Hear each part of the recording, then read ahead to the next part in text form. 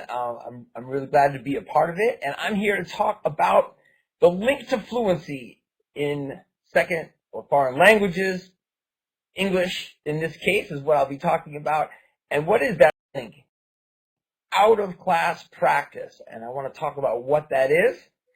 And this is a picture, a screenshot from one of my video workouts in my new program, the Weekly English Workout, which actually I started with Dr. Nelly way back when, but finally have it in a full online program. So I'm going to talk about that today. So big up to Dr. Nelly. And this screenshot, the Dr. Nelly dance. This screenshot is from the topic of introducing others. And I believe I'm saying, do the two of you know each other? So that's from one of my video workouts. And the video workouts are part of this idea of out-of-class practice. And I talk a lot about the differences between learning about English, practicing English, and using English. I imagine most folks here are familiar with the very basic original Bloom's taxonomy, the cognitive objectives for teachers in education. And learning about a language is really at that base. But if you don't practice what you're learning about, then you're not going to move up into higher order thinking and more creative and more interesting and functional ways of using language. So I want to talk about this the distinction between learning about English, practicing English, and using English.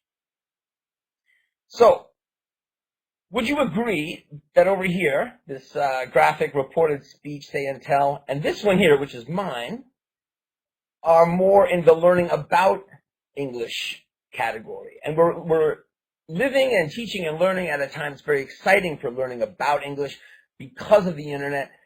Graphics like this can be shared. People learning English around the world who otherwise would not have access to knowledge like this about the language because they don't have course books, or they have course books that don't have such great material. But now we can share this, and it's fantastic. The problem, of course, is that we can't just take a chart and put it in our head. We can't take a list of gerund and infinitive complements or adjectives and prepositions and boop, like a computer can. And we also know that when computers do that, it doesn't turn out the same way as when we are using language. So how to get that stuff stuck in your head? That's where I am as a teacher these days and for the past few years, because I see how frustrated learners are. They have this great content, great target language, but how do you get it in here? So one way is with songs and video, and this is from a song I have about say and tell down here. So that is what I would call practicing English. I'm not using it in the way that I want to talk about in a moment, because the idea is deliberate, repetitive practice in context, but not actually communicating with others in the classroom or outside the classroom, and that this sort of practice can happen, and it's happening more often these days, thankfully, out of class because of access to technology, because it's easier to repeat songs and repeat videos than it was. And as a result, if you're enjoying this kind of repetition, if you're enjoying it, you are not memorizing. You are learning by heart. So I make a distinction also between memorizing and learning by heart. You don't have to. But for me, memorizing is shoving it all in, spitting it out, and then usually forgetting it 2 weeks later. But learning by heart, right? The songs that stay in our heads, the movie scenes that we remember, the poems, that is what I focus on. Is practicing the same as performing? If we had more time, I'd look at the chat box and see what you had to say. Not that I won't look. It's pretty quiet right now, so maybe we'll try it. What do you think?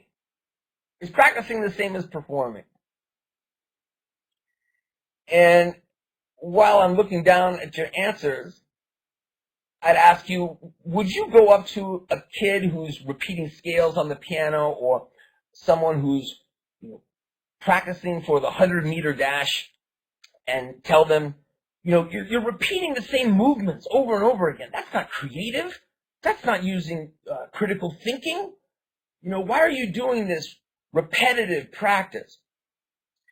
I don't think we would do that because I think we know that, for example, with the piano, if you do a lot of repetition of scales, just to keep the same example, then you can develop into a more competent and fluent, almost a user of the piano, but player of the piano, and not just perform, but be able to improvise and relax and enjoy piano. But without that fundamental, deliberate practice, it's really, really hard for most people.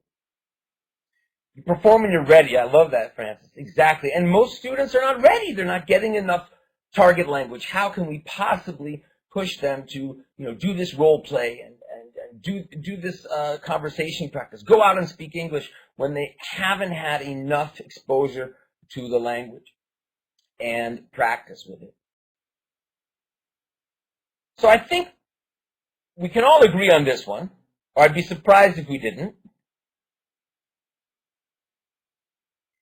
But the question is, how do they achieve community competence? My point today is, in general, it's enough practice, and by that I mean exposure to input and productive practice. And the key thing that's missing is the time to do this. And even if we had enough time, because most English teachers, of course, do not, would we really want to spend our time doing repetitive practice with the language?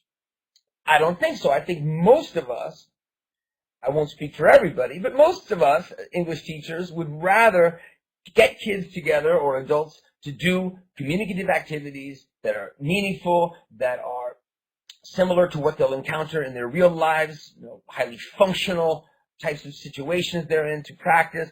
But we don't have time to do both. Luckily, we do have time to do out-of-class practice that's engaging.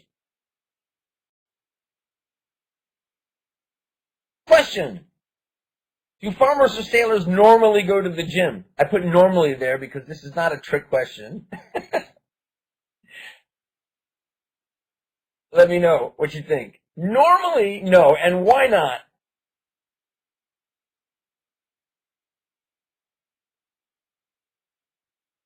Because, right, they get it naturally. I'm looking at the time. I'm going to answer my own questions because I'm going to have to hurry up here, right? But most of us, we have to make an effort to stay in shape. So what does that mean? We get enough exposure and practice with the language, then we can build up to using English. And that's here, right? Critical and creative thinking in Bloom's taxonomy. So these are criteria that are very important to me as a teacher, that the students find the materials interesting, engaging, they get hooked on it, they can use it directly in class or outside of class and in real life, right? Of course, level and age appropriate, and this is the great thing now with the internet, how it's easier to do this sort of practice. I have a program called the Weekly English Workout that I want to give you the link for, because anyone, teachers and students, can sign up for free to do a free sample of the course. So here's the link, and you can come and check out what we're doing. There's no obligation to purchase the program if you join that way. If you would like to look at an order page, the program is with a $30 discount for everybody today. I'm giving you a special link to that. So the first link is for a starter course, which is free, no obligation, just to get a sense of what we're doing there. And the second link is if you'd like to order with a discount. You can do that today. And this is just the last slide where you can take a look at what we do. I showed you some pictures of the video lessons. We do lots of practice. We do songs and chants. So I'll show you a chant right now live with Dr. Nellie. WW would be great. F to F too. Yes, it would, Nellie. Me and you. We started this out and now we can continue. There's so much we can do on Wiz IQ and also fluencyfc.com. So check it out. Thanks so much, everybody. Peace and respect, without a doubt. Thanks, Rob. Thanks, everybody.